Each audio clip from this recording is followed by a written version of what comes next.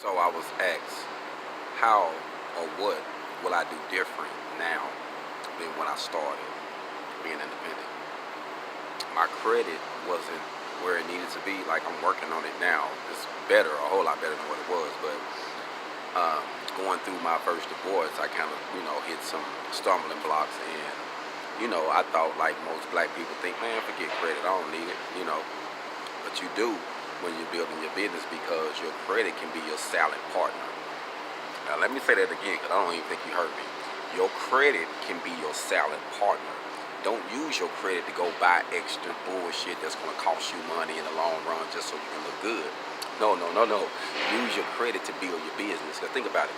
If you got a credit line and it's good and you need a new welder, like a good one, you can use your credit. Go buy that welder for $1,000. You can do the job, make the job pay for the welder, go back, pay that loan off. It's like loaning yourself money, getting the system to loan you money that you don't have due to your credit score. So that's a mean asset. So if you're going through some situations right now and your credit is good, but you like, man, I needed some money, I got use your credit to get the money you need. Use your credit to get the tools or the equipment you need to make the money. Or use your credit to get the deal so that way you can make money. That's the way I look at it now, man. And anything that I would change, it'll be that, because I had to learn that credit is a great asset, especially in America, because the majority of all American systems is tied around credit. It's tied around how to get your credit score right, or they judge you by your credit. You can't get in certain apartments, certain condos. You can't even move in certain areas of the city if your credit score ain't a 700 at least. So it depends.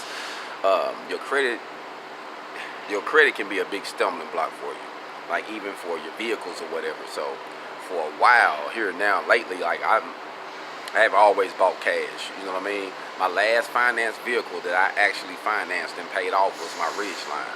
And after that one, I was like, I'd never finance another vehicle, because you got to think, it's a depreciating asset. Now, if you got you something good that you can maintain for work, that's good.